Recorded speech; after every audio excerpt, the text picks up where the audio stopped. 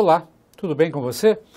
Nós hoje estamos aqui iniciando um projeto novo, do NEAF, um projeto que pretende levar você ao AB. E é um projeto em que, portanto, nesta semana está sendo inaugurado por nós e nós resolvemos fazê-lo da melhor maneira possível, isto é, oferecendo a você dicas preciosas sobre o concurso, as provas da OAB, afinal de contas. Então, eu estou aqui para ajudá-lo, auxiliá-lo na área do direito civil. Você já viu que meu nome é Clilton Guimarães, eu sou professor de direito civil há muitos anos, especialmente conduzindo turmas de concursos, OAB, etc. E vou procurar aqui lhe dar auxílio relativamente a alguns fatores ou alguns aspectos do direito civil que têm muita incidência nas provas da OAB. Por exemplo, é sempre corriqueiro em prova da OAB indagações sobre o negócio jurídico. O negócio jurídico é um tema importante, é um tema sempre incidente em provas da OAB. Veja você que quando a gente fala de negócio jurídico, você se lembra bem, o negócio jurídico é assentado numa declaração de vontade, mas uma declaração de vontade que tem um fim específico, previsto por aquele que a realizou, e esse fim é um fim voltado à constituição, à modificação ou à extinção de uma relação jurídica, e desde que, quanto a isto, a ordem jurídica esteja de acordo e desde que também não se violem os bons costumes. Mas a declaração de vontade é uma declaração, então, que tem por finalidade, que tem por objetivo construir uma relação jurídica, modificar uma relação jurídica ou extinguir uma relação jurídica. O negócio jurídico sempre tem como uma roupagem adequada o contrato ou então uma manifestação unilateral de vontade, como, por exemplo, uma promessa de recompensa. Então, veja que o negócio jurídico é sempre abordado nas provas da OAB e pela ótica da sua validade. Você sabe que uma declaração de vontade comum ou não, para ser considerada válida, ela precisa ser emitida por alguém capaz, ela precisa ter um objeto lícito, possível, esse objeto precisa ser determinável, e é preciso que haja uma forma prescrita e não proibida, ou não proibida pela lei. Há o princípio da liberdade das formas, aqui, de tal modo que aquele que presta a declaração de vontade pode escolher a forma adequada, devendo seguir uma específica se a lei assim fizer previsão, se não fizer, ele apenas tem que tomar cuidado para não incidir em alguma proibição no aspecto forma. Mas a questão desses pressupostos de validade do negócio jurídico, que sempre incidem, é uma questão importante e nós vamos então avaliar agora, por exemplo, a própria questão da invalidade do negócio jurídico. Como é que ela se dá? Eu tenho umas dicas aqui para dar a você. Como é que acontece esta invalidade? O que é que o legislador diz a respeito desta invalidade de um modo geral? Eu queria trazer a você a seguinte dica. Invalidade, como é que você deve entender invalidade, para enfrentar esse assunto? Invalidade é uma sanção, tá bom?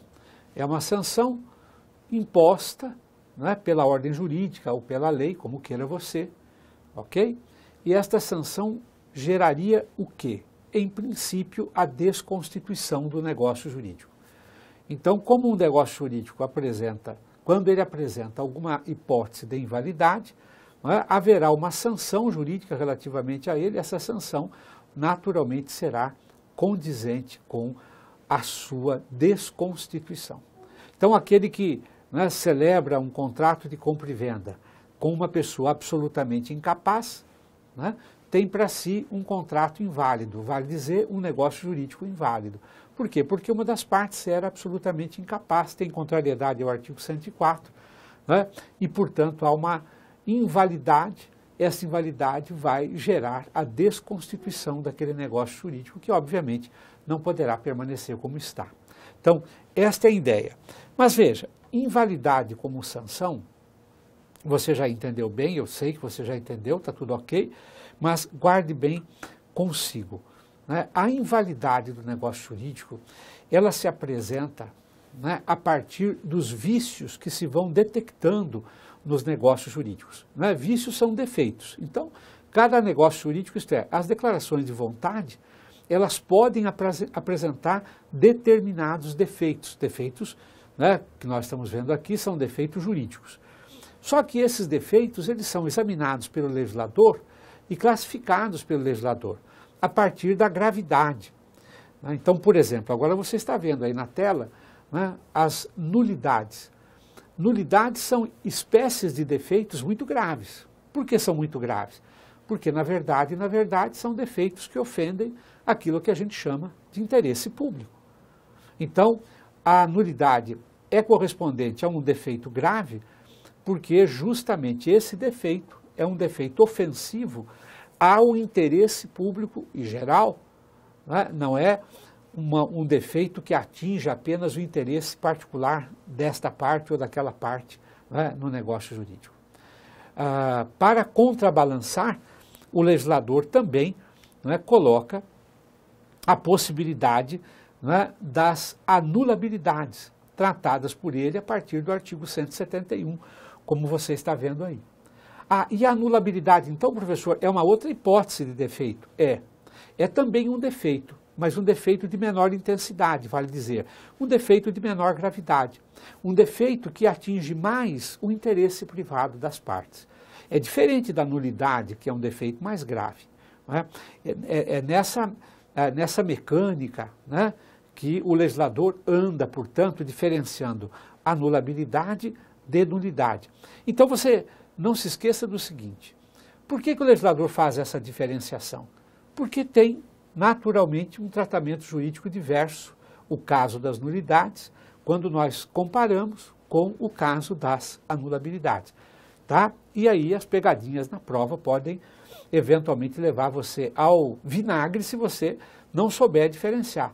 Não se esqueça que nessas provas, né, estilo GV, o seu examinador não faz perguntas objetivas, né, conceituais. Dá um exemplo e esse exemplo ele quer depois ver se você enquadra, né, no sistema e depois assinala a resposta adequada. Então, por isso você precisa dominar esses conceitos, que são conceitos básicos, dicas que nós estamos fazendo aqui, dicas que nós estamos dando a você.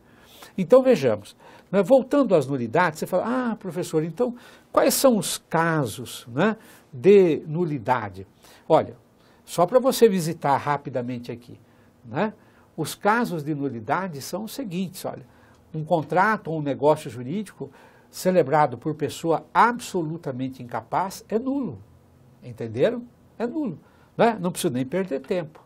Ou então, um negócio jurídico, né, que tiver por objeto, né, algo ilícito, impossível, indeterminável, né, ou indeterminado.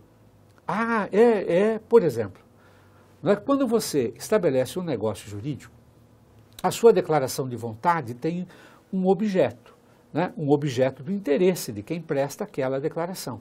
Então, a sua declaração de vontade é no sentido de locar alguma coisa, no sentido de vender alguma coisa, no sentido de contratar a prestação de serviços de que você necessite, etc. O objeto da sua declaração de vontade é, portanto, sempre correspondente, né, a uma prestação obrigacional. Essa prestação é que precisa ser, né, lícita, possível, determinada ou determinável. É esta prestação. Prestação como, né, atividade humana capaz de ser, né, ou suscetível, pelo menos, né, de uma expressão econômica. Ok? Então, é esta prestação que precisa ser, né, possível, lícita. Por exemplo, não dá para você contratar, né, com alguém que este alguém deva dar a volta ao mundo a pé em 40 minutos, o que é um fato, né, impossível, é uma prestação impossível. Né? E é natural que também você não pode contratar com alguém, né, uma sociedade cujo objeto, né, cujo objeto de interesse, cuja atividade seja a exploração de lenocínio, porque a exploração de lenocínio é crime, né? Logo, é ilícita, isso não é possível, né? Assim como, evidentemente, quando se fala em objeto determinado, né, significa que o objeto daquela atividade que você está contratando, o objeto daquela prestação contratada, deve, né, evidentemente ser determinado ou determinável, pelo menos. Você não é obrigado a especificar com riqueza de detalhes, mas precisa especificar, né, de alguma maneira. Então, naturalmente, né, você, obviamente, ao contratar, ao celebrar um negócio jurídico, estabelecer, né, uma prestação, o objeto dessa prestação, né, não pode ser não identificado, não determinado. Então, por exemplo, você não pode contratar um marceneiro para que ele faça algo, né? Algo é uma expressão vazia. O objeto desse negócio jurídico é absolutamente indeterminado. É possível, né, é necessário determiná-lo objetivamente ou, pelo menos, né, torná-lo determinável, né?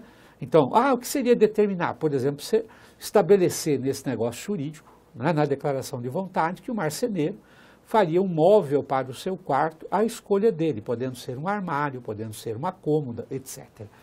É pelo menos determinável, né, no momento certo alguém terá de escolher, né, o objeto, mas isso é importante.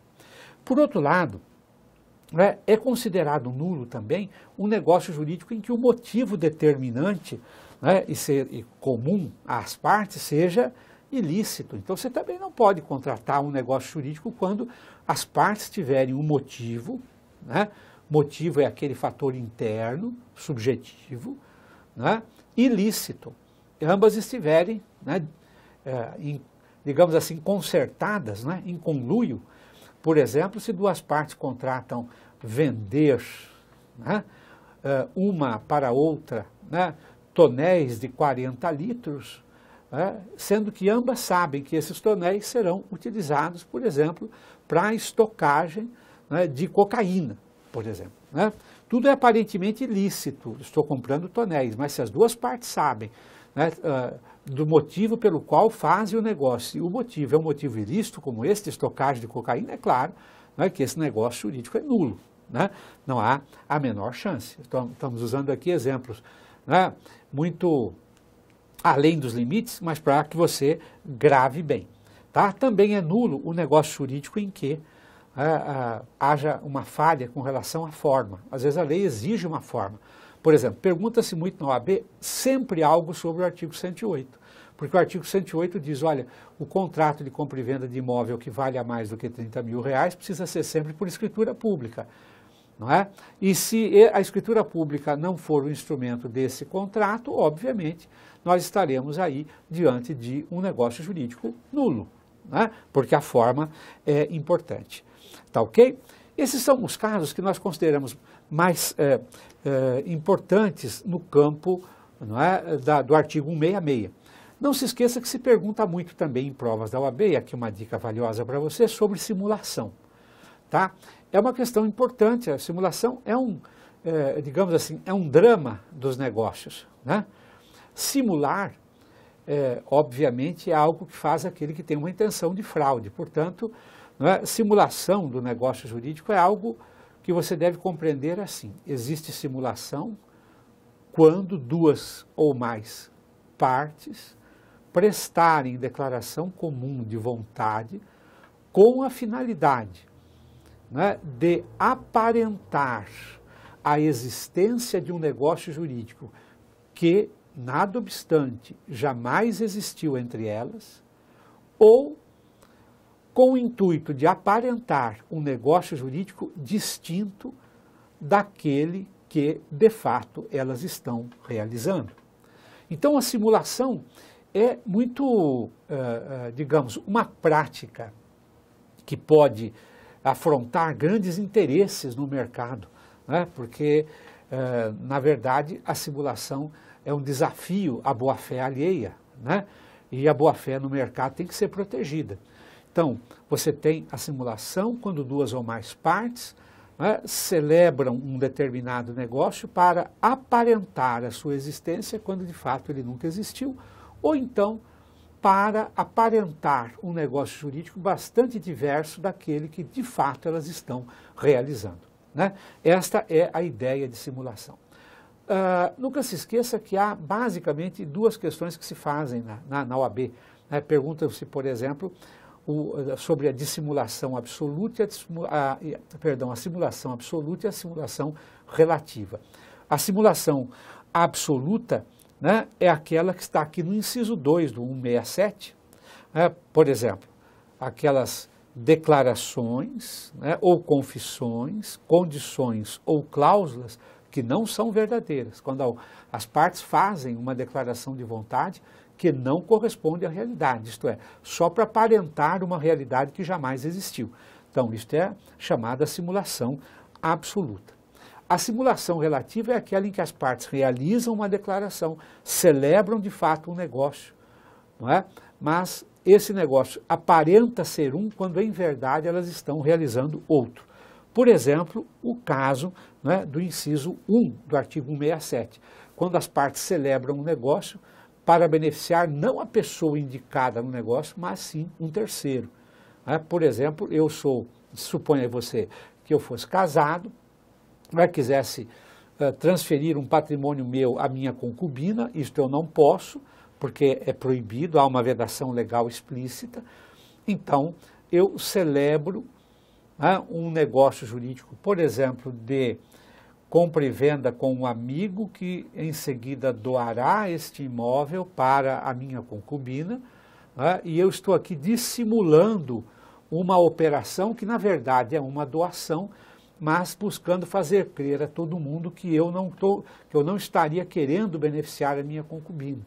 É o caso do inciso 1. Então, esta é uma atitude dissimulada, e, portanto, aí você tem uma simulação relativa.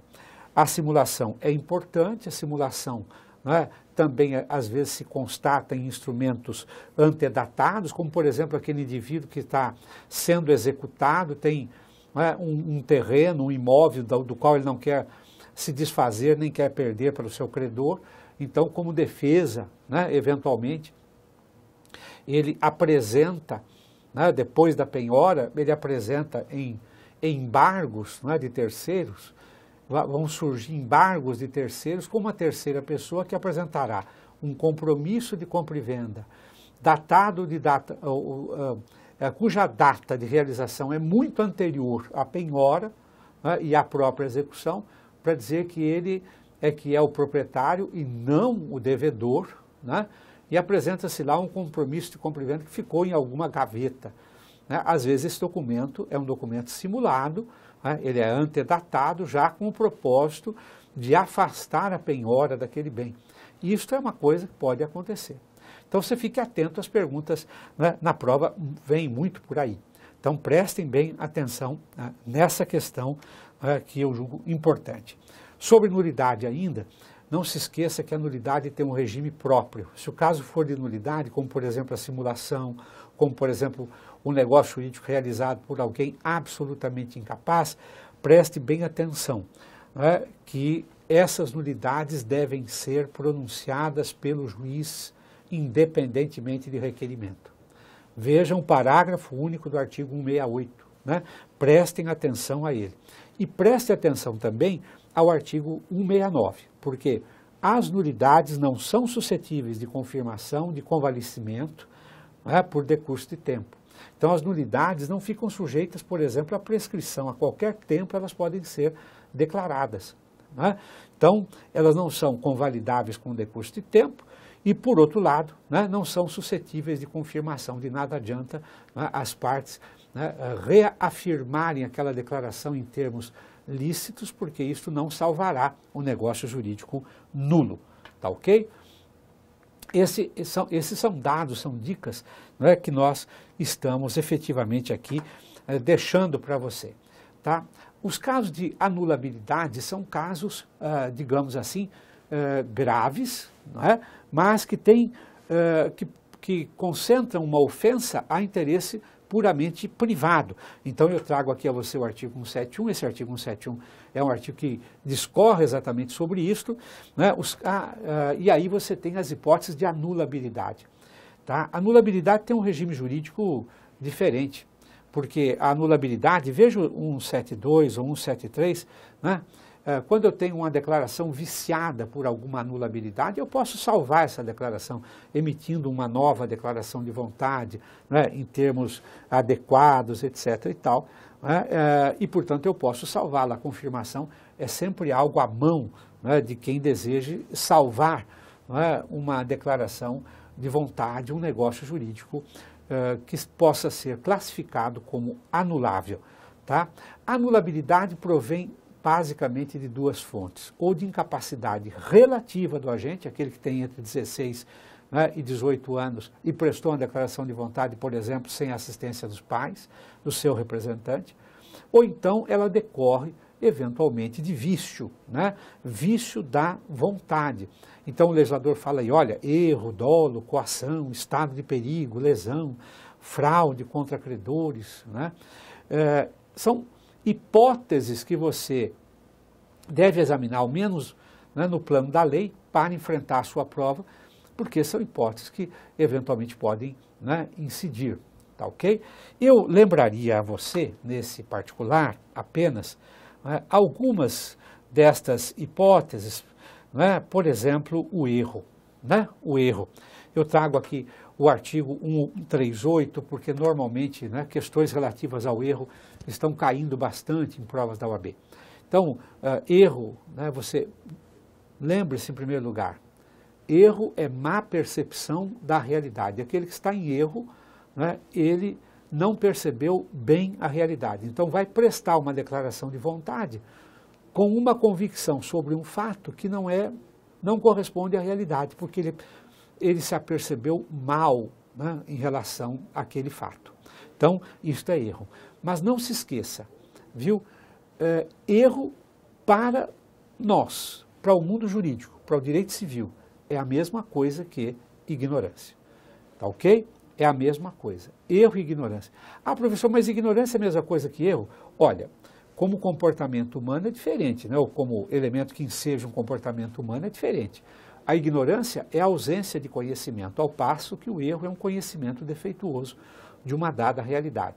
Mas o legislador equipara as duas coisas, porque sempre que um negócio jurídico, uma declaração de vontade for prestada em razão da ignorância de alguém, ela será tão anulável como aquela que foi prestada, né, em decorrência de um erro, que é uma má percepção da realidade. Há se lembrar aqui também, claro, que nem todo erro, né, vicia, né? Nem todo erro é um defeito capaz de gerar a invalidade da declaração de vontade, porque aí você tem que se lembrar do artigo 139. Né? Só é defeito o erro que é suficientemente grave, e para ser suficientemente grave ele precisa ser um erro substancial.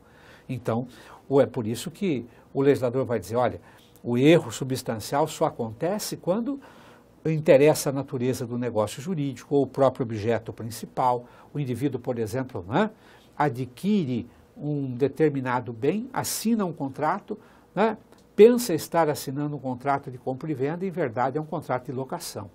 Ele pensa estar comprando. Então, um erro quanto, evidentemente, à natureza do negócio, que é muito grave, esse erro sim, pode viciar, é evidente. Né? Ou que concerne, por exemplo, a identidade da pessoa, né? A sua identidade essencial, ou então, mesmo o erro, né, de direito, eventualmente, se a pessoa não tiver invocando o erro de direito apenas para livrar-se de responsabilidade. Mas o erro é substancial apenas nestes casos, né, do artigo 139. Tá ok?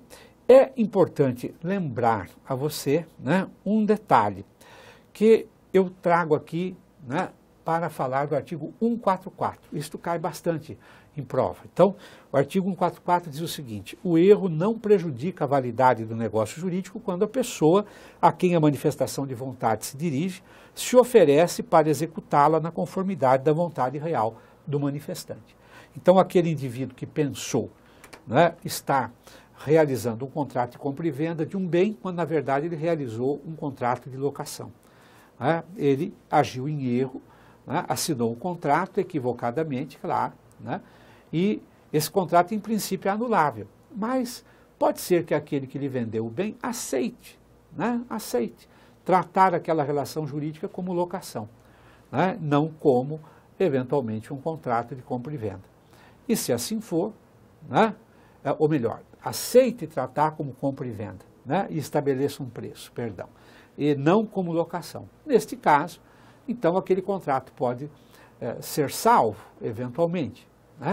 Está claro? Em tese, poder-se-ia salvar aquele contrato em função disso, quando a parte beneficiada se dispõe a cumprir o contrato conforme a vontade daquele que agiu inicialmente em erro. Tá bem? Olha, são primeiras dicas para você, a gente volta com outras, tá? Forte abraço, até mais ver.